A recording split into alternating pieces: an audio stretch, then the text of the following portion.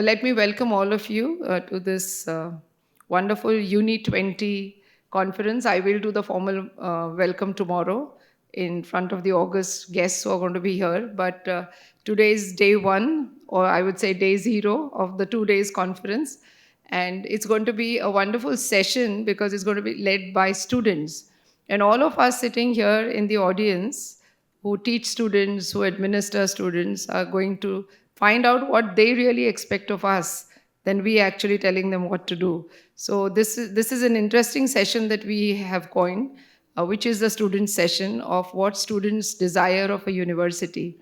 I'm very glad that participants from 46 countries, some of you all are already here, some are still arriving today. So from 46 countries, about 150 plus delegates, about 50 vice chancellors of Indian universities, and another 56 university or college leaders will be here at the conference. So it gives all of you a great opportunity to network with each other and find your good partners. We have a very big delegation from Australia. Thanks to Monica, Katriona, and all of them who are here. And we hope that, we also become a dominant global South with all of us networking with each other and creating a single voice. So I won't take much time, but once again, I welcome you to this Uni20, and I hope that the next 3 days are going to be the most memorable days of your life. I think, again, something very interesting is the exhibition outside, which will be formally inaugurated after this session by the Honorable Chancellor. And that is a showcase of India. It has been put up by the Symbiosis Institute of Design, faculty and students, because this is what we teach our students, and this is the way we expose Indian culture to all of you who've come from all across the world. Thank you. Thank you, Dr. Vidya. I now invite a very close friend and colleague, Dr. Ruchi Kher Jaggi, the director of the Symbiosis Institute of Media and Communication and the dean of that faculty, to take over this student roundtable. Thank you. Good morning, everyone. Very excited to be the person who's starting the conference, but also as nervous, because I think with so many people sitting here waiting to listen to students, I think the palpitations of the teaching community should be kind of pretty fast right now, because whatever we have been discussing over the last few days, they really expect a lot out of us. So without much ado, may I, on behalf of Symbiosis International Deemed University, welcome you all to this extremely exciting 3 days that are lined up for all of us. And what better way to kickstart this day, this conference, then have students from so many different universities from within India and outside India to talk to all of us. So on that note, may I please request the following students to join us for the first roundtable of the conference, which is titled, What Kind of Universities Do Students Wish For? Anushka Pawar from the University of Melbourne, Australia. Zulekha Salant from the Leeds Beckett University, United Kingdom. A huge round of applause, first session of the conference. Thank you. Molly Shri Shukla from Deakin University, Australia, who will be joining us virtually. Akarik from the University of Information Technology and Management in Reswo, Poland. She's also going to be joining us virtually. Tushar Srivastav from Manipal Institute of Technology, Manipal.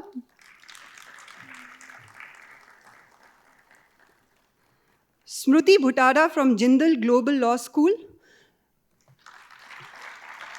Please come, Jindal. Tejata Mitragotri from Pune University, Pune. Hi. Kriti Bhargav, who's going to be joining us slightly late. She's from Flame University, Pune. If she's already in the audience, Kriti, join in. Otherwise, you can join in anytime. Gurbani Kaur Bhasin from Symbiosis Institute of Business Management. Gurbani, please join in. And Nidhi Kondechkar from Symbiosis School for Liberal Arts. Nidhi. I'm already very nervous. I don't know what they're going to tell us, but we had this very interesting way of curating the session over the last few days, and we were exchanging a lot of messages with the students. And what I really thought was that let's get some concept notes from each of the speakers of the roundtable and try to understand what kind of ideas do they have. And I was just sharing it with a colleague of mine in the audience. I don't remember the name of this French author, but the French author made this very profound statement and said that the more the things change, the more they remain the same, right? And I think while we talk about higher education and the transformation of higher education, I think we still want to talk about the fundamental issues in higher education. That becomes the foremost concern of every stakeholder in this ecosystem called the university, called the higher education institution. And I think the themes that also emerged from the concept notes shared by the students were narratives on curriculum, conversations on pedagogy, how innovation and technology is influencing the whole idea of education. It was also very nice to see that at least a couple of them wanted to talk about diversity, equity, and inclusion, and primarily focus on the conversations on gender. Though this roundtable is like pretty gender skewed right now, and I don't know why men don't come out to talk, but that's for another day. And there are a lot of miscellaneous conversations also that we would carry on, but without taking much time, because it's their moment to speak, and we get to speak like as a part of our profession, right, all the time. So it's very difficult for teachers to stop talking. So I'll be very conscious of that and stop talking now. And I'm going to ask the students on the stage to now take the mic. And the first person I'm going to request to have share their thoughts with us is Tushar from Manipal Institute of Technology. And Tushar is going to be speaking his mind on some narratives on curriculum. Tushar, over to you. Also, because Tushar, I also think that we need to give Tushar the first voice, right? Generally, to kind of maintain the balance, right? I mean, Tushar, nothing against you, but why are the men not out to talk? Why do the women have to take center stage all the time? Till they start their presentation. I'll compensate for them then. Sure. Can we please start? Okay, Have you started the presentation? Yes, ma'am. Yeah. A very good morning to all the members present over here. Respected Ruchi ma'am, the moderator for the session, the members of the gala audience, all the organizing committee members of this conference, and of course, my dear delegates. So, the agenda for today is the future of the universities in India. What kind of universities do the students wish for in the coming future? My name is Tushar Srivastav, and I'm a student of Manipal Institute of Technology. I'm pursuing mechanical engineering, and I'm a fourth-year student. So I'd like to focus upon one of the major aspects of this topic, that is academic curriculum. So ladies and gentlemen, academics is one of the most essential aspects of any university. It is the founding block upon which the edifice of the whole university is built upon. Thus, the universities should be very specific, and they should focus upon having a very specific, rigid, but at the same time, a very flexible academic curriculum in order to enhance the level of education in our country. So I'd like to start forward with the general curriculum in our country. So the first proposal would be to have a competition-based learning and outcome-based curriculum. Ladies and gentlemen, the universities should focus upon the outcome of the courses they are teaching, which means a student, after completing the course, should be able to contribute to the society with whatever knowledge the person has gained throughout the journey of the whole course. Moving to the next point, attendance. Of course, it's a very vital topic, and attendance is a very major issue, but I believe that if a student is able to score above a particular level, the universities should be able to waive off the attendance criteria for that particular student. This, I'm telling you, this will help the students to have much more to be involved in much more curricular and extracurricular activities, which will enhance the level of interdisciplinary education in our country. For example, the VIT University in India offers free attendance criteria to the students who have scored above 9 point CGPA. So moving on further, the role of electives and the interdisciplinary education. Ladies and gentlemen, the modern world is a dynamic word. A person having multidimensional knowledge is always preferred over a student having expertise only in his own domain. So the universities should understand and focus upon the importance of electives so that the students can have knowledge in the subjects which are not directly under the purview of their academic curriculum. Moving on further, the introduction of courses on professional ethics and life sciences. I believe it is really important for the universities to give our country candidates which are not only strong in their own domain, but also are very ethically strong, so that their knowledge can be used constructively rather than it being used destructively. So the universities should be having courses catering to professional ethics. Moreover, the universities should also focus upon courses related to life sciences so that the candidates are strong and they can face any eventuality in life with uttermost confidence. This will definitely reduce the number of suicides which we observe in our country. Moving on further, the necessity for the universities to have R&D department. Ladies and gentlemen, it is very essential for the universities to have a department specifically dedicated to research and development. In fact, through this conference, I'd also like to request Government of India to have specific funds allotted to research and development. Because always remember, the greatest discoveries or innovations in the world were a part of some or the other research project at some point of time. Moving on further, globalization and international collaboration. Ladies and gentlemen, globalization is the new normal. Thus, the universities should strive in having collaborations, connections, and ideological connections with the universities abroad. They should be promoting student abroad programs and should wholeheartedly welcome the universities in foreign countries to get their campuses opened in India. Because we don't really have universities of international caliber. We do have, but the number is very less. So this will help, ladies and gentlemen, the students to have a global approach. Sure. Tushar, we just have another 30 Yes, seconds for sure, you. ma'am. Yeah. The focus on vocational training and emphasis upon practical education. Of course, the uttermost goal of the universities should be to provide vocational and practical education.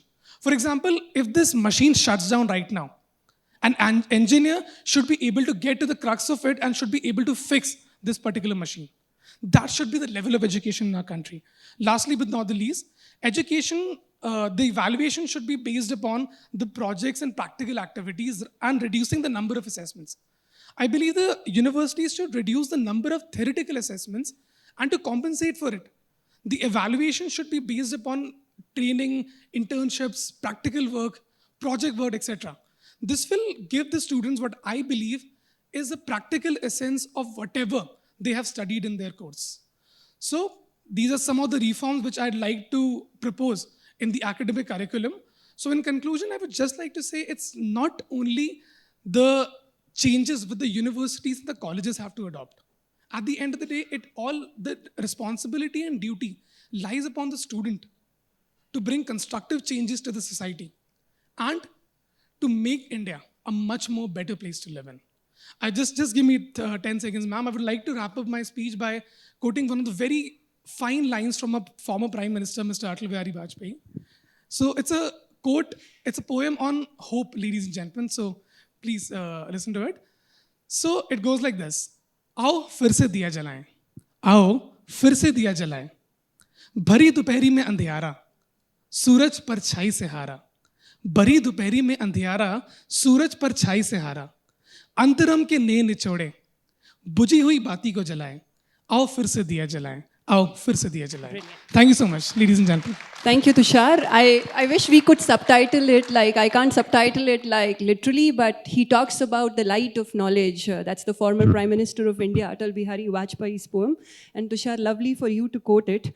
But I think a lot of us would agree to different things that Tushar pointed out about the curriculum. I don't know, I'm sure there'll be a divided house on attendance and not exactly because attendance is mandatory, but again, if we tie attendance to someone's academic results, are we kind of pushing the students back to the same conversations. I think, are we actually breaking the mold? Are we questioning? And I think these could be the kind of conversations we could take forward. I continue on narratives on curriculum, and I request now Gurbani from the Symbiosis Institute of Business Management to please share her thoughts. Thank you so much for the opportunity. And firstly, I would like to thank Tushar for bringing a lot of points forth on the table. My job will be to corroborate those points and substantiate with examples through my own educational journey at SIBM Pune and my previous qualifications. So, one very pressing feature that I think is lacking in most universities is the liberty to be able to pick your own subjects and curate a course that you know you would thrive in and would want to make not necessarily just a career, but a life out of it. I would want to pick some courses that I would want to continue throughout my life, even if they are not yielding me monetary results. So they could be vocational courses, they could be hobbies, they could be life skills I want to restore and pass on to my generations, not necessarily make a business or a degree out of it. So to begin with, in designing of this conglomerate course, it would also be facilitated better. Like people would pick these courses and have the liberty to want to pick these courses if they are told that their evaluation would also be in synchronization with how these courses are designed. For example, somebody taking a business course or an entrepreneurship course should not be evaluated on business studies question answers. He could be given some seed money or a pitch to sharks, if I may, to some investors, to be able to put some money around and showcase his business skills and probably raise some amount of money and be able to like share his entrepreneurial prowess, learn about taxation in the process, learn about laws that govern the business in that process. So evaluation, if it is not in the quantifiable terms of mark metrics, maybe that would also facilitate us picking the courses and give the universities also the feasibility to be able to offer such courses to the students. So this could happen at the bachelor level, and a vague structure in my mind goes as follows. So in the first year, the foundation, you could offer us broad understanding of a lot of major genres which are not particular to any one specialization that I may end up picking in the future years of my graduation. So I could be imparted education about subjects that are basic to critical thinking, problem solving, digital literacy related, because AI is the future. So at least everybody, be it mechanical, technical, biological, commerce, should be equipped with technology and computer sciences and digital literacy. So in their chosen masters, they could be equipped with these skills and subjects. In the second and the third year, of course, we should be given a definitive path where we pick a major. It could be business and entrepreneurship, engineering and technology, arts and humanities, or any kinds of sciences and anatomy. And in the final year, or in the third year, we could be given elective courses, like also Tushar said, vocational courses that help us hone our hard skills, that help us enter the professional industry, the corporate wave with the same amount of edge as people who are already working in the industry, ultimately concluded by a capstone project, which, again, the evaluation of which should not primarily be restricted to the pen and paper. We could be evaluated on our performance as in the company, or the amount of funds that we have raised, or the change that we have brought in that university through our contribution as working individuals or as working interns. That would also help us apply all the knowledge and practical training and soft and hard skills acquired at the school or the bachelor level into the industry. And we may know for a fact if we want to make a career out of it, or if we want to pursue a master's that is relevant or not relevant to the in that direction. So the bachelor pad could actually act as a floor of opportunities where we are hitting and trying and seeing for ourselves what works. Because unfortunately, in a competitive country as India, we're taking marks and metrics far too seriously, and it's causing a lot of imbalance in our mental health. We are looming it large, much out of proportion. We are giving it far too much importance, and we're undermining us of the other skills and abilities that we are much more capable of. The second fold of this angle would be evaluation on metrics other than academics. So other than tests and attendances, we could be given evaluation basis on project and portfolios and peer learning and any oral assessments, etc. But not just after we have entered the college, before, like screening our applications before we enter the college. I can vouch for SIBM Pune. It does so happen that we follow a gamified assessment process. We are given a simulation where we are supposed to apply our behavioral thinking, critical thinking, risk-taking ability, problem-solving ability. All of this forms a portfolio, our profile, and it's not just judged on our marks, it's also, a weightage is also given to the emotional quotient that is displayed by us while solving these gamified assessments, and a candidate is finally picked and a course is offered to him that would facilitate not just his intellectual capabilities, but an emotionally available person who is fit to take up this course. And if he is unfit, the required psychologists and skill imparters are present in the institute to foster creativity and nurture the student in that direction to be like a holistic fit once he steps out of our B school. So I think if these are imbibed by other universities, Indian education would soar. That's it. Thank you, Gurbani. That was like, I think all our higher education ministry would be impressed with the jargon that the Gurbani just kind of spoke about. She spoke about a lot of vocabulary today that has become such a significant part of all the conversations on pedagogy in particular that the teaching community undertakes. I think all our workshops, our faculty development programs focus on these multiple ways in which the learner could be a part of the teaching process and not just the recipient of the teaching process. So I think that was a great insight, but generally for like a more fair communication, rather than using a very gender-specific pronoun, it would be nice to use more gender-neutral pronouns. Yeah, that could be something that we could take forward together. Right, but lovely, Gurbani, and I think I will now invite Smruti Bhutada from Jindal Global Law School to share her insights on curriculum. Hi, good morning, everyone. My name is Smruti and I am a fourth-year law student.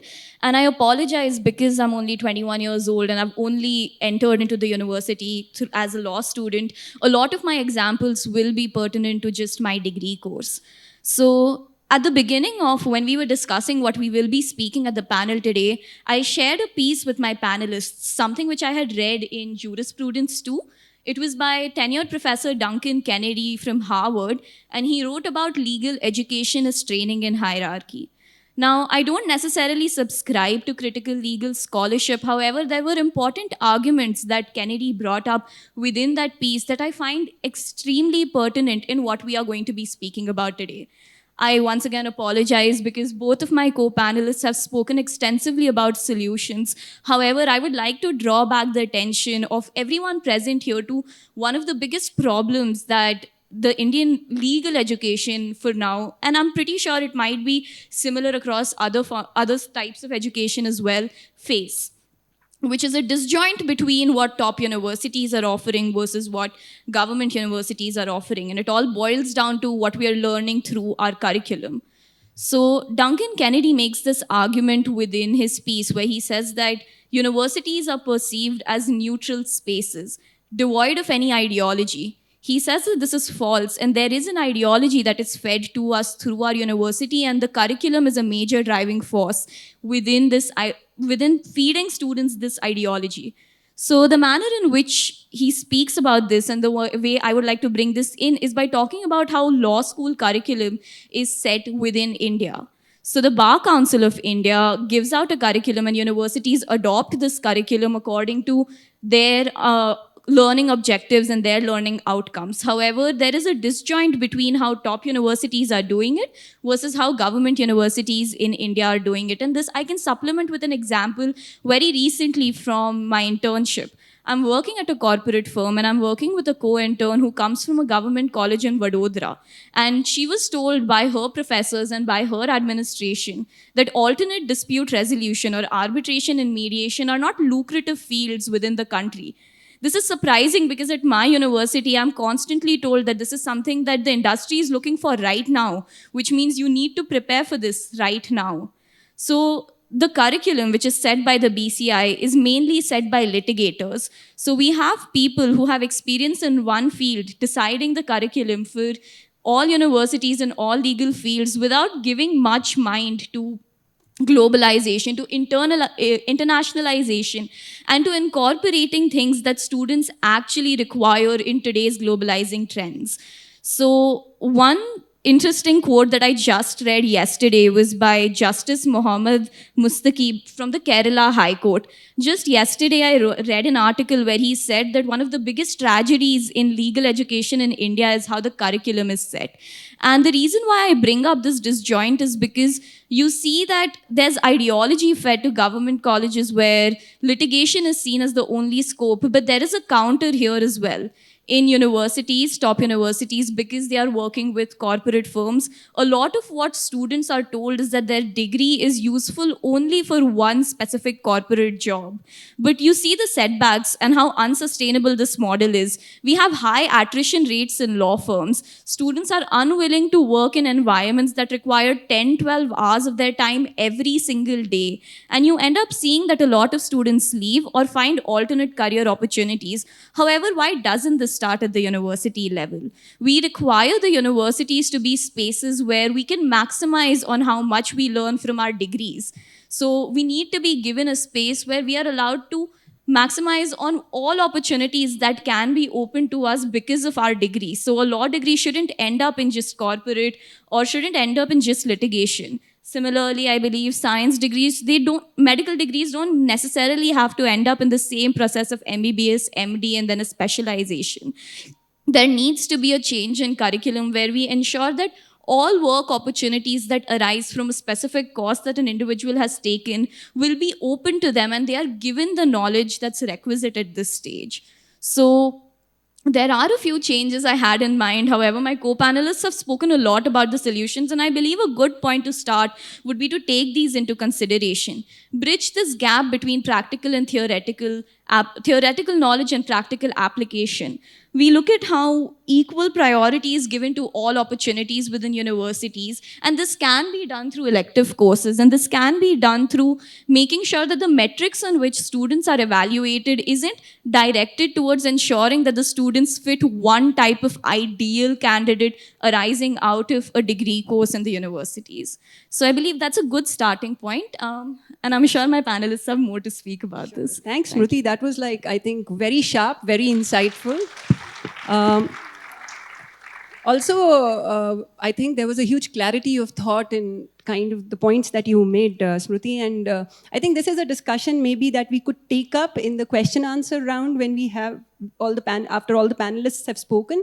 But I think the regulation of higher education, and since we represent the Indian context here, we have all been debating regulation versus over-regulation. Also, is it just intervention or is it interference? And I think those are conversations which are very important to have, because there is a stakeholder point of view that is coming from the student fraternity also. They are not untouched by it and they understand it pretty well. And I think that is the sort of reaction and insight we got from Smriti when she spoke about legal education and the role of Bar Council. But taking the conversation forward, and I think people will always have a lot to say about curriculum. We have the next speaker who speaks on narratives on curriculum, and that is Kriti Bhargav from Flame University. A very pleasant morning to all. So I would like to start my speech with a very short question. So when you were in class 10 to 12th, you took science, okay? And then the first job which comes to your mind is engineering. If you took bio, then the first job that comes to your mind is medical. Or if you are a commerce student, oh, I'll do MBA and I'll get to a good job. Ladies and gentlemen, that is the problem which is there in India. Students don't know what's happening in the country. They don't know what are the job opportunities, what are their capabilities, and they want to focus on. So in today's discussion, I would like to delve into the captivating synergy between interdisciplinary education and the integration of life skills within university education. In our quest for knowledge, we have witnessed that immense power that interdisciplinary subjects hold. The synergistic marriage of diverse subjects that breeds innovative insights, fuels groundbreaking discoveries, and fosters holistic growth. By converging seemingly disparate subjects, we unravel mysteries, challenge paradigms, and transcend traditional thinking. I think many of my speakers also told, like previously, that we should have the freedom to choose subjects. It's not just the freedom to choose subjects. What matters is how we combine those subjects and then f- take the challenges further. I read an article titled Challenges to Students with Interdisciplinary Learning, an empirical case study which was published in 2017.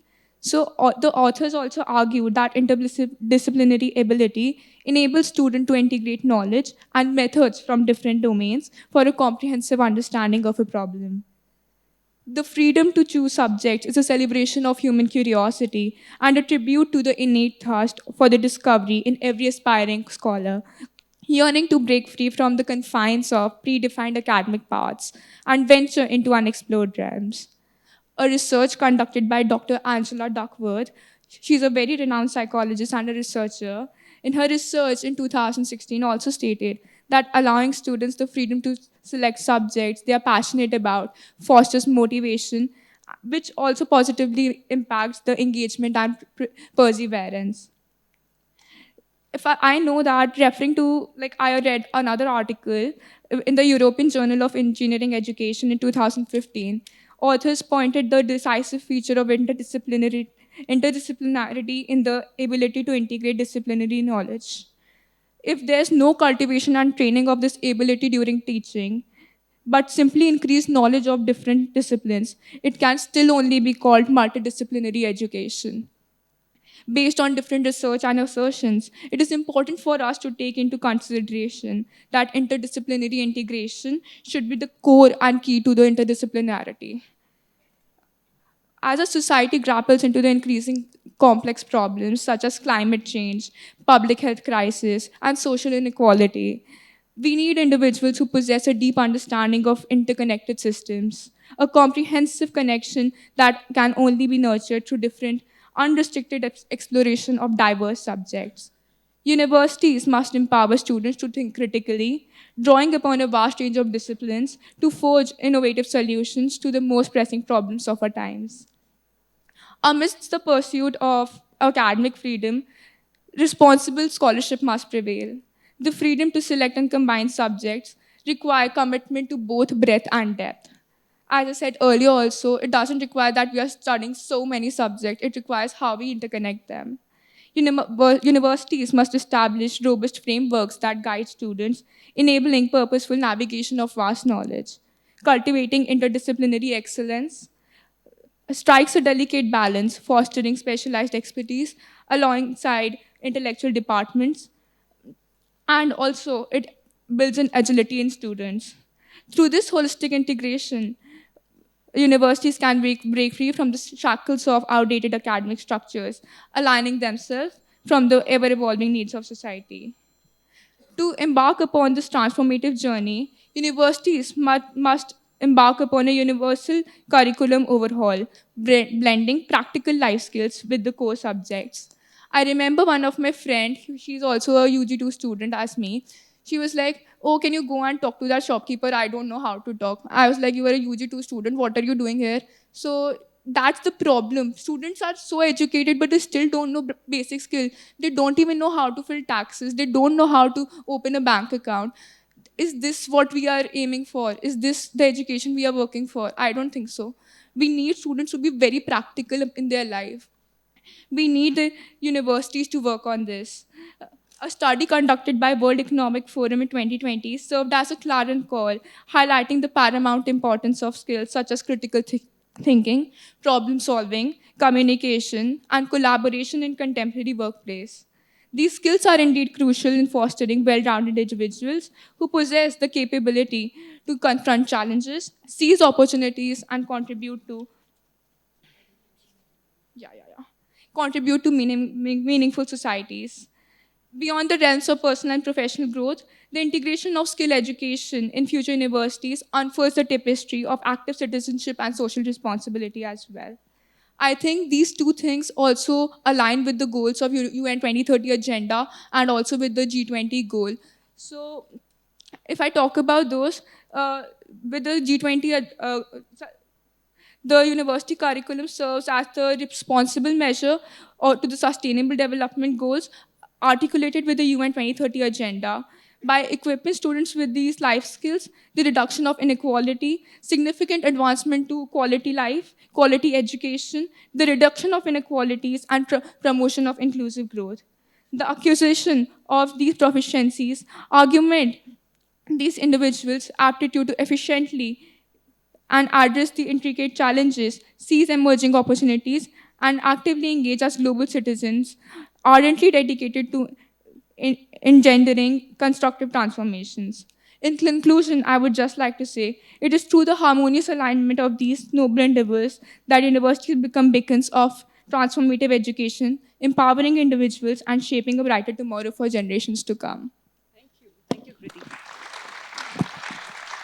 Thank you, Kriti. And I think a lot to take away. And I think we'll come back to the discussion on curriculum. But I think now is the next theme that one of the speakers has brought up, and that is a conversation on not just curriculum, but pedagogy and the interventions of new technologies and the way they are transforming education for the students as well as like the whole university systems. And for that, may I please request Nidhi Kondechkar from Symbiosis School for Liberal Arts to share her points of view.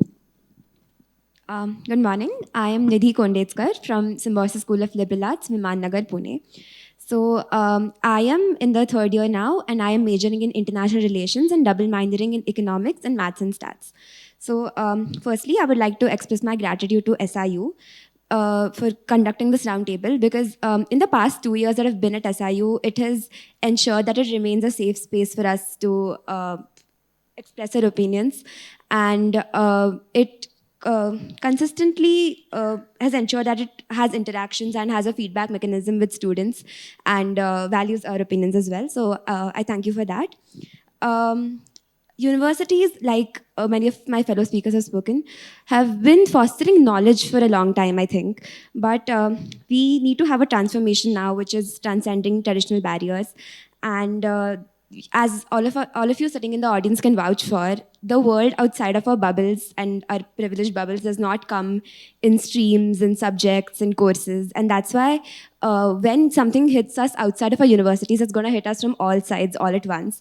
And coming from a liberal arts university, I can experience firsthand the benefits that a multidisciplinary education, like many of my fellow speakers here have spoken, is giving me. And more importantly, it has never made me choose one passion over another, or it has never made me drop, like, if I like dancing, it has never made me drop dancing for pursuing my studies. And I think that is a very important aspect if we are talking about holistic development in the future. So, like I said, I'm pursuing international relations and economics, and as a part of our curriculum, we have to choose electives every semester, which will substantiate our course. And so the moment the list of electives came out in the first semester, what I was doing is like looking through the list and thinking what will go well with IR and economics. And Dr. Anita Patrankar ma'am, who's right here, she advised us that choose electives that are completely unrelated to your majors and minors and see how they end up actually relating to your other subjects. And that's what I did. So I chose an elective called the Mahabharata, which is an Indian epic. So it was completely unrelated to what I was going to pursue. And I ended up realizing, like Anita ma'am had said, that the concept of war, the strategies of war, and just everything which was there in the epic is very closely connected to wars in the present, which I was studying in international relations. So I truly do urge universities to actually help us connect to our roots through courses like this, but also offer multidisciplinary education in the process, which quite like aligns with the NEP, or the New Education Policy of 2020.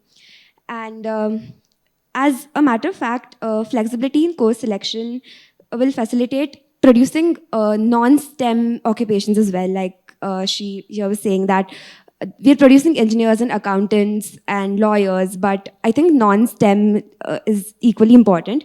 And there is this fixation and pressure of turning every student into a leader. So I think that's kind of unnecessary, because as long as students are leading their lives and have the capacity to think holistically and in a multi-track manner and are well-rounded and well-aware, I think university is a one there itself. So not all students have to become leaders. Secondly, I would like to ask all universities to have a mandatory course in financial literacy, because I can say for myself that I have almost no clue about what happens in my bank accounts, and I think it's time I learn that, and I don't think I will unless it's taught to me formally. So I think financial literacy is an essential life skill, and it equips with the knowledge and skills to make informed decisions about our own budgeting. And it also makes us more informed consumers and make sure that we're not susceptible to fraud ourselves. So I think that across streams, like even if I'm being a chef, I think I need to take care of my finances and where my money is going. So I think financial literacy as a course should be mandatory across all streams. So that is one thing I would like to urge. And lastly, like we have the corporate social responsibility, CSR, for corporates, for MNCs, where they have to give in 2% of their net average incomes from the past 3 years to some kind of community service. I think we need to have a CSR system for colleges as well, but obviously we don't expect colleges to give money, but I think the money can be the students as volunteers to different NGOs. And I think some, like SIU especially, is already doing that. We have a lot of community outreach programs mandatory as a part of our course. And I think that needs to be more widespread globally as well. And this hands-on experience will cultivate empathy and compassion and a heightened awareness of what is happening in the world. And I think more importantly, it bursts the bubbles of privilege that we have been living in our homes and in the universities. And it helps us take opportunities like this, where I'm sitting here right now and I'm able to voice my opinions. It helps us take it not for granted. So I think that's important. And I would like to conclude by saying that this generation, like our generation, has a very specific stark quality that I observe in each and every one of us.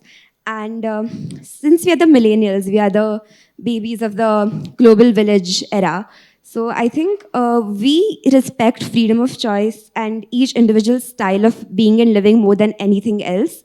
And we do not judge and allow each individual to be exactly who they are, whether it's the way they dress, the way they talk, the accent they have, or something as important as the community they belong to, or the sexual orientation they prefer to be addressed with, or something as simple as the color they want to dye their hair. So I think we really do not judge and let everybody be themselves. So I think that university should take advantage of this extremely, extremely beautiful quality that we have as a generation and bring us closer together and ensure that they keep the fire in each student alive and preserve and encourage the individuality of each one of us here.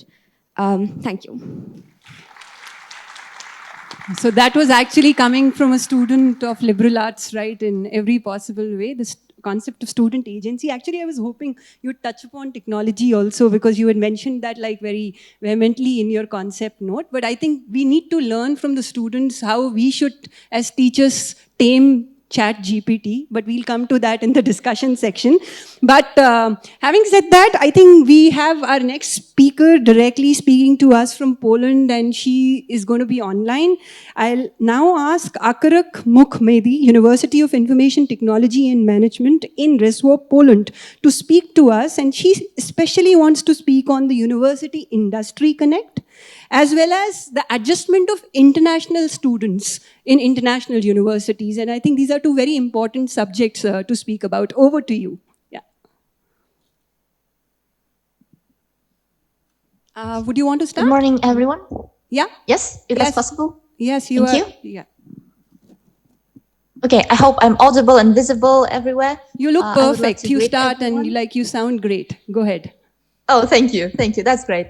I would like to greet everyone, first of all, and to thank everyone who came, the audience, the organizing committee, and of course the students, my fellow students. And my name is Akhirkian. I'm originally from Kazakhstan, but I study in Poland. And my specialty is international business management. I'm in my second year. And actually, I would love to talk about the connections between the universities and the industries, because I've come across this problem. It was a problem for me and a lot of my group mates and course mates at the university to find internships and jobs. So I would love to start with my personal story. This will be not very scientific, but just a personal story. So my university actually requires us to every year, every summer, to have an internship. And after the first year, it's 120 hours. This year, it will be 360 hours. And after the final year, it will be a full-time job. And it's actually a bit troubling for a lot of people because the university requires this, but they don't really provide opportunities. There are some companies that actually recruit the students from the university. However, that's not a long list. And also, it's quite hard for international students to find a job here in Poland sometimes, especially in Rzeszów, which is the city where we reside. And because of this, I actually asked some of my friends from different countries, for example, from Kazakhstan or from Prague, Czech Republic. I had a small interview, and the first question was the profession. So my friends are lawyer and international trade specialty. The other one is if completing a training or an internship at some point of their university studies was obligatory. And for my friend from Kazakhstan, it was. However, in Prague, I believe that's Wyższa Szkoła Ekonomiczna, which is like the high university of economics. It was not obligatory. And in the first university in Kazakhstan, the university actually helped people to find internships. However, they did not really have a lot of jobs for the students, not even at the university, you know, to have a master's degree and then become a professor maybe or an assistant. That wasn't the case. So it's pretty similar to mine, actually. And in Prague, well, they didn't really have the obligation to have an internship, so they don't really help with that either. And in case of Kazakhstan, the university actually has a list of places where they can send their students. And since my friend is a lawyer, she was sent to the higher court this year. She actually completed her internship recently. And when selecting people for these places, they need to look at the GPA, of course. They have a competitive selection process. The resumes are important, of course. And some places don't actually have any criteria for the candidates. So that's interesting. And she actually was not really satisfied with the help offered by the university. She had only a 2-week internship and did not learn a lot of practical skills. And I think that's also the case because even at my university, the interns, well, we don't really learn anything. In a lot of cases, we go to a company and we do some mundane tasks, but it's not really helpful for our further education or for practical skills. So we don't really develop any useful practical skills, especially in this ever-changing landscape. It's usually just working with the papers or helping the older seniors, let's say, at work, not really working with any progressive platforms or anything. So what I would love to see, and a lot of my friends would love to see from the universities, is actual maybe electives, maybe courses, meetings with the maybe vocational training coordinators should be maybe more often, more frequent. And for international students especially, I really think they should provide more language classes, say, for example, Polish classes, because for me, it was only in my first year and only once a week. And that's, you can imagine, that's not effective at all.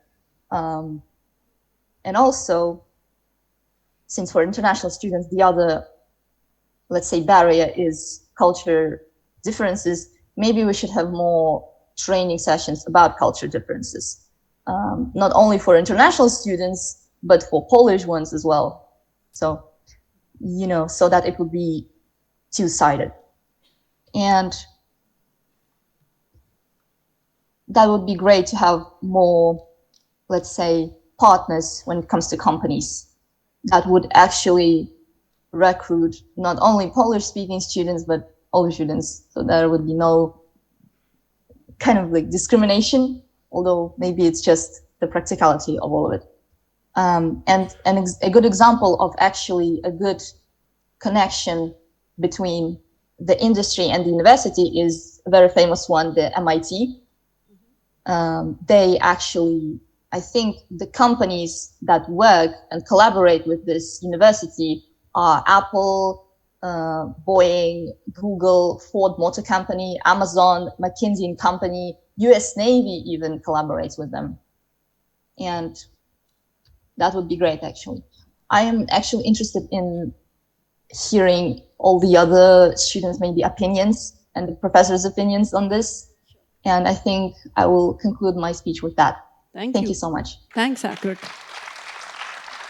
Thank you for a very candid personal narrative of an international student. The plot points might be different for different international students, but I think there is a larger theme of kind of trying to find for yourself a sense of belonging when you are in a new place. And I think that's what you kind of talk about, whether it comes through speaking the native language, whether it comes through opportunities that a lot of international students might not just get because culturally, an organization might not be trained enough to accept them. And I think that is why the University Industry Connect is not just about scouting opportunities which are professional in nature, but also somewhere have a sort of a cultural exchange, because it is the young people from universities who have to become the workforce of the industry tomorrow. So this relationship has to be continuous and organic and not restrict itself to what are the professional courses in our curriculum and just restrict itself to that. And I think that is the conversation we always have. And the question, I think, as a university leader that I might also, I've been forced to kind of think about when you were speaking, Akrak, was mostly about, is it always the university that has to reach out to the industry? Is the university supposed to continuously play a catch-up game with the industry? Or is there like a mutual collaboration which is more organic, which is more intense and continuous, that's possible, which is two-way rather than one-way? And I think mostly industry is something that we look up to because that's where our students go. But industries need to now look up to universities because that's where their workforce is going to come from. And this equality in terms of our status as partners is more rhetorical than real. And I think that rhetoric needs to be challenged somewhere. So thank you for bringing those very sharp points. It was also poignant in many ways to kind of hear those things. But I think the challenges of international students is something that's also the basis of why SIU was set up. And our chancellor is in the audience right now. And I'll tell you, if you hear the story of Symbiosis, it was the challenges of international students in India that an organization like Symbiosis was born. So I think with this, I'll move on to the next speaker who also speaks about the University Industry Connect again. And that is Tejata Mitragotri from SSPU, that's Pune University. Go ahead, Tejata. Hello, good morning everyone. My name is Tejata Mitragotri and I am a BA Liberal Arts student from Savitribai Phule Pune University, which is a government university. So my opinions and experience is based on that. What I've realized that there are 5 major categories that students look at when they are choosing a public universities apart from the fee structure and the university accreditation. These are academics, infrastructure and resources, environment, management, and job placements. My fellow panelists have spoken extensively about the curriculum and academics. I would like to focus on environment and job placements. So when I say environment, I mean not just the physical environment, but the social environment as well. The primary physical environment that a student encounters is a classroom. Thus, it is paramount to have good classrooms with adequate ventilation and other necessary resources. Additionally, teachers can use the green spaces available in the university to conduct various lectures or activities. They can use modern structures as well or vintage structures that are present in the university. In my opinion, social environment includes the verbal and non-verbal interactions that you have with your teachers, peers, and the departmental staff. In a classroom, a student should be able to express themselves without the fear of judgment. And this can be achieved only when your interactions with your peers and teachers create a safe environment. A safe environment is achieved when a person feels a sense of belonging, security, acceptance, and when they feel that their boundaries are respected. A sense of safety is achieved when the university has good security measures and an accessible location, which is quite important. The other factor that I want to focus about is acceptance. So being a student in a public university, what I've seen that we do not see a lot of international students there. And when we do, one of the hurdles that they face is that of acceptance. And it is important for us native students and teachers to help create a safe environment for them. We need to facilitate an equal exchange of cultures to help them feel seen and assimilated. Now, this acceptance is not limited towards just international students.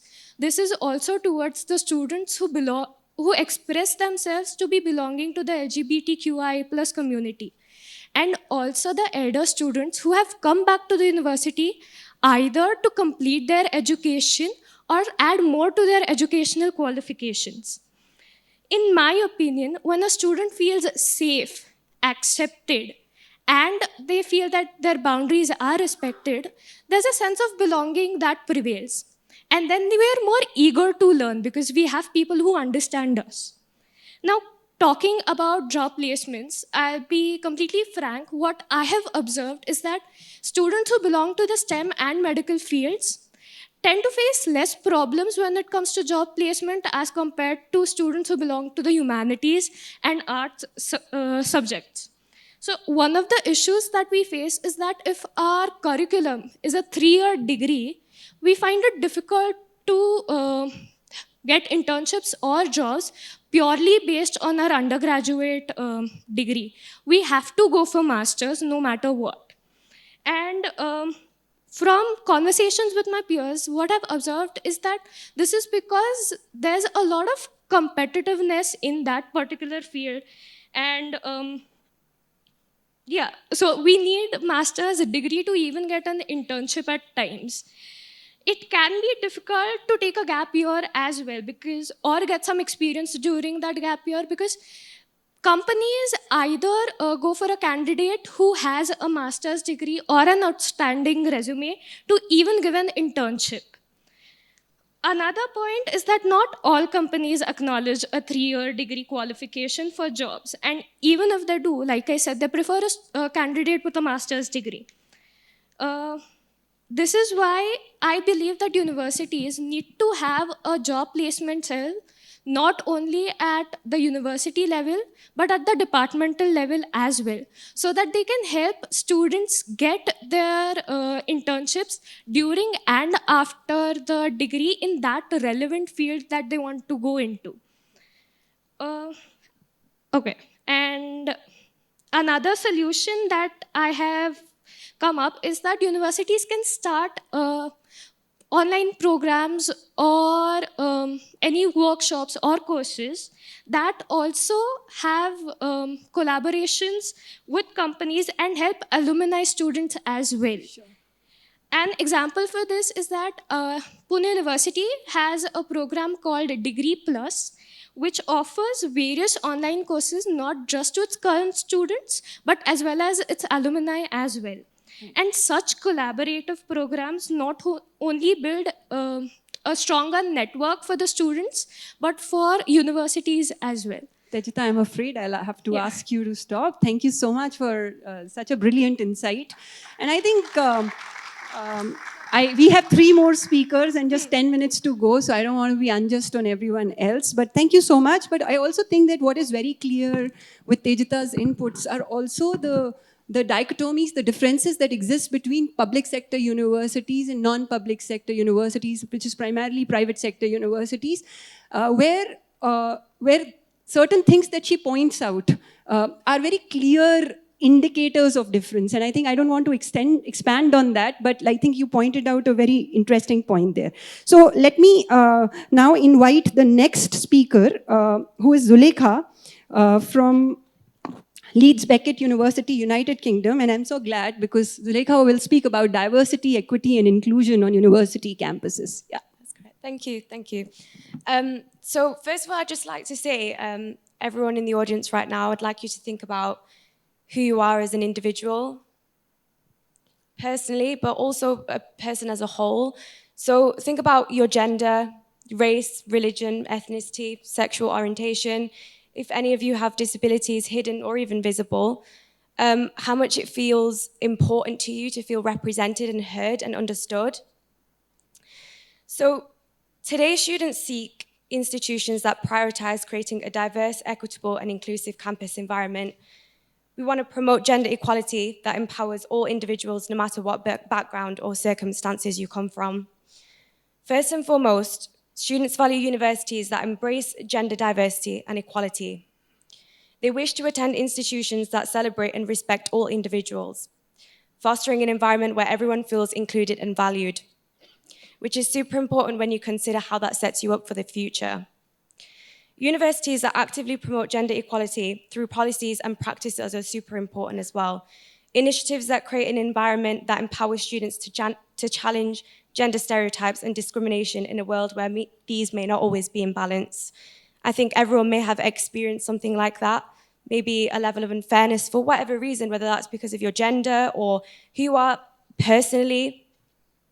So representation is a key aspect that all students look for in a university. They want to see gender diversity reflected in all aspects of campus life, including the faculty, staff, and leadership positions. And as someone mentioned previously as well, not everybody wants to be a leader, but I think it's super important that you're represented in all areas. So even if you're not wanting to be a leader in the future, you want to feel represented no matter what. Universities that provide and retaining diverse faculty members, including women in traditionally underrepresented fields. This sends an incredibly powerful message that gender should not limit one's opportunities for success in academia. This is something I personally can relate to definitely as a woman of color, a Muslim, Indian, living in the UK, and have grown up in the UK as well. Moreover, students appreciate universities that offer gender-focused programs and resources.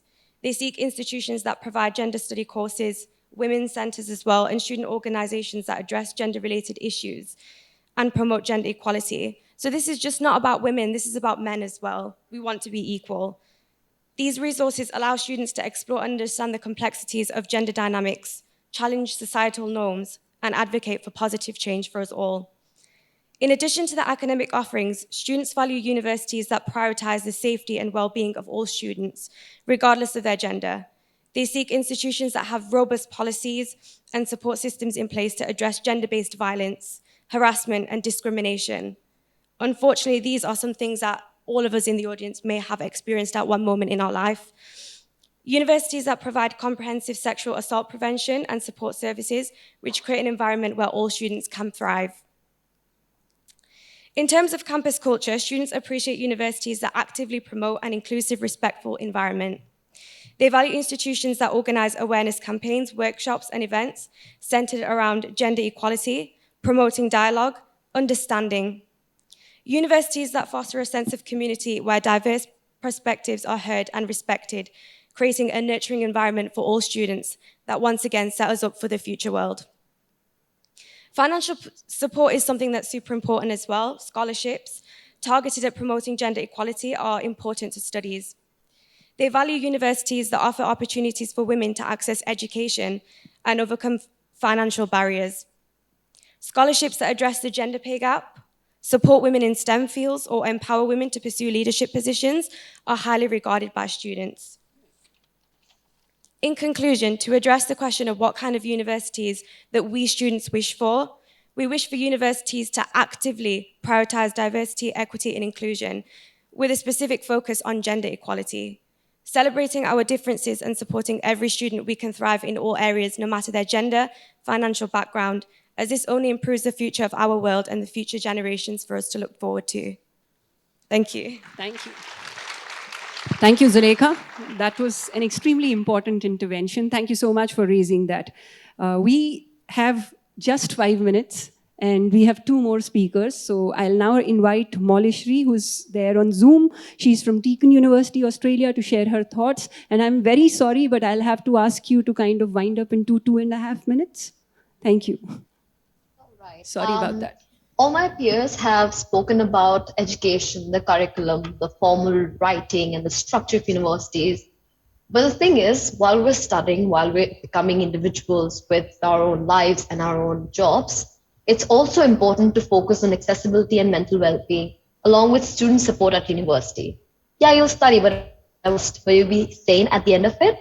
Education starts with curriculum, technology, learning. Yet we fail to recognize the importance of the roles that accessibility, well-being, and student support play. This is not a question of reform or changing an aspect so we can actualize a utopian university. Rather, it's a metaphorical solution that roots the students for being pioneers. Firstly, let's address accessibility. Accessibility can take many forms and shapes at university. But one thing that we must ensure is that all campuses are designed to accommodate the needs of universities and students with disabilities, providing ramps, elevators, and other assistive technologies.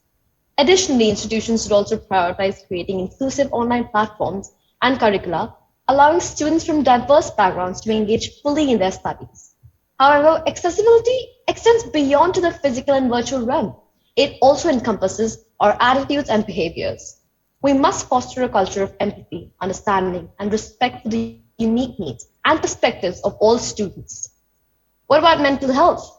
Mental health is now at its peak and its awareness has been prioritized by many universities. I appreciate and commend the universities such as Symbiosis and Deakin that have counselors and confidential free sessions for students for access. Yet the system really lacks a constant well-being program. The pursuit of higher education can be demanding, and students often face various academic, personal, social pressures that can impact their mental health. Therefore, as students, as universities, we must create a supportive or a nurturing environment that promotes holistic well-being. By implementing educational programs, workshops, creating well-being weeks, ambassadors, as well as campaigns, we can foster a culture where students are comfortable discussing their health, challenges, and seeking assistance without a judgment or shame. Lastly, transitioning into university can be overwhelming, particularly for freshmen who leave their familiar environments and support networks. It was the case for me. I left a whole study system behind. When I came to Australia, the system was completely independent. You have to study by yourself. There's no spoon feeding. There are no exams. There is nothing at your dispense. Just a class per a subject, a unit, and that's 2 hours. That's it per week. So universities must establish a robust support system that includes the faculty advisors, mentors, and student organizations. At Deakin, we have a program where students help students. We're employed as senior students who function as peer educators and are paid to assist other students in writing, math, referencing, etc. These networks foster a sense of belonging and provide guidance, encouragement, and assistance throughout the student's academic journey. When students feel supported and connected, they are more likely to persist their studies and overcome the obstacles and make the most of their university experience. In the end, I'd just like to say that we need to provide students with the necessary tools and networks to navigate the challenge of the university life successfully. As students, faculty, and administrators, it is our collective responsibility to champion these causes and work towards creating inclusive and supportive education environments that are not restricted to just studies, placements, industries, along with that to well-being. Let us strive to build universities that not only impart knowledge, but also cultivate a deep sense of empathy, understanding, and care for one another as a community. Thank you. Thank you, Molishri. That was brilliant. And I think last but not least, we now have 2 minutes and we have Anushka Pawar from University of Melbourne, Australia, who's going to be the last speaker for the roundtable. Well, I will just fill the holes which are untouched by all my co-speakers. What I would like to say is what comes last forever. And university degree is the last step of, I think, most of the students when it comes to their educational life. And everyone has talked about jobs, maybe internships, And what they basically said was when a student steps into the halls of higher education, they only dream about jobs and picking up skills and knowledges. But what happens today is that if we talk about STEM, basically lab has become an museum and instruments have become a treasure. And we only see these instruments on the day of Science Day and exhibitions. And not and students have no like opportunity to work with those instruments. And what industries demand is the skill to operate the instruments, and what they demand is a trained student. Because when they get a trained student, the results that they're going to get is of urgent results. And also when we talk about urgent results, the challenges that we face today doesn't exist in isolation. They are interconnected and need a collaborative solution. But today, the limitations or the boundaries that are set on the individual disciplines aren't been suppressed. And that's why the tolerance level of students when they go into their professional life has reduced. They just can't collaborate with people with different disciplines. And that's become a big issue. Because if we say, if we have to tackle with the problem of plastic waste, not only the student from environmental science, chemistry, or engineering can tackle with this problem individually, but they have to collaborate. And this thing isn't encouraged by universities. And I think that not only about like the disciplines should collaborate, or there just don't be an cross-disciplinary dialogues, but there should be also collaborations between academics and industries, which is also important. Because if students don't know what the industry demands, because students don't know what their limit is. We say that students should think out of the box, but students don't know the wall of the box. That's the problem, right? So I think we should show the students where this is the boundary and you have to step out of it. And so I think that universities must not only think about the curriculum, but also think like basically focus on collaborations with industries, with different disciplines, and also with countries. And I'm proudly can say that I'm an example of collaboration between University of Melbourne and South by Fuller University. I am a student of BSc Blended program who is sitting here and representing two different universities, and it's a very big privilege. So therefore, in conclusion, I would say, like, not only the curriculum is the key, but the collaboration is the base or foundation of education. And I conclude my speech. Thank you, Anushka. Brilliant. I think we don't have time to take questions from the audience. Would have loved to do that, but that's always the case with all conferences, and all my colleagues would agree with that. But I think what a brilliant start to the conference. I don't know if these are going to be the guys who would be shaping the future of universities in the world, but I'm sure that these are the people who tell us what universities are supposed to be.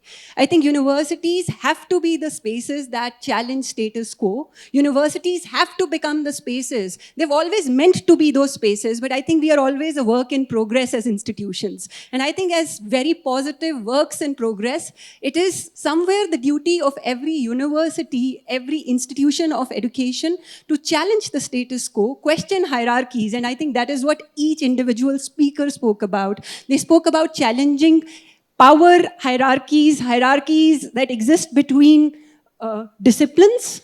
I think STEM and STEAM and all those conversations that continue to happen, jobs existing for one domain, not existing for the other, somebody kind of being very lucrative for the industry, another discipline not as lucrative. And I think every student sitting here was just talking about how all of this is restricting them, creating more and more boundaries for them, and they would like to break free from these boundaries. And I think that's the agency of the student community that this roundtable represented. I'm sure that the 3 days of the conference would be a response to each of the insights raised by these very sharp university leaders in all probability for tomorrow, whether you represent the university or you represent the industry or just the civil society. So on that note, I thank you all for being such an encouraging audience, and let's have a round of applause for these 10 brilliant speakers. Thank you.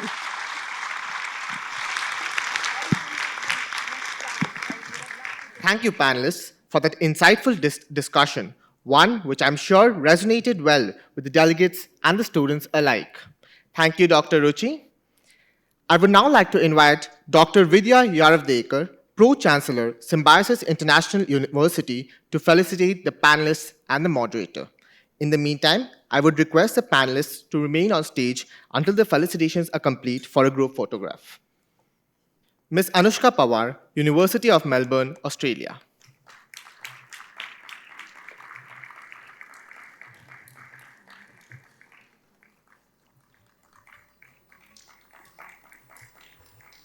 Ms. Zulekha Salint, Leeds Beckett University, United Kingdom.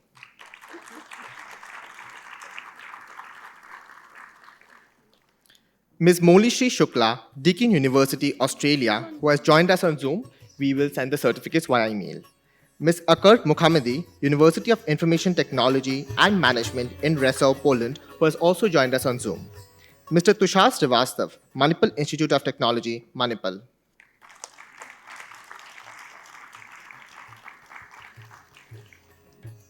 Ms. Smruti Brutada, Jindal Global Law School, India.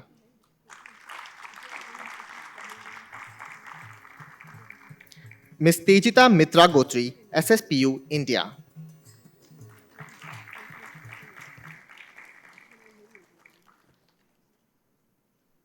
Ms. Kriti Bhargava, Flame University, Pune, India.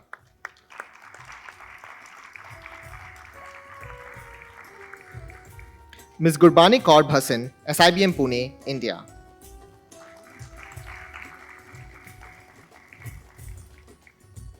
Ms. Nidhi Kondejkar, SSLA, Pune, India.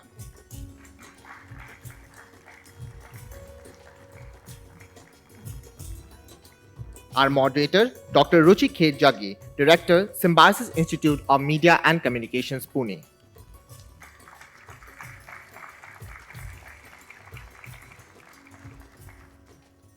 I would now request the panelists and the moderator to please take center stage for the group photograph.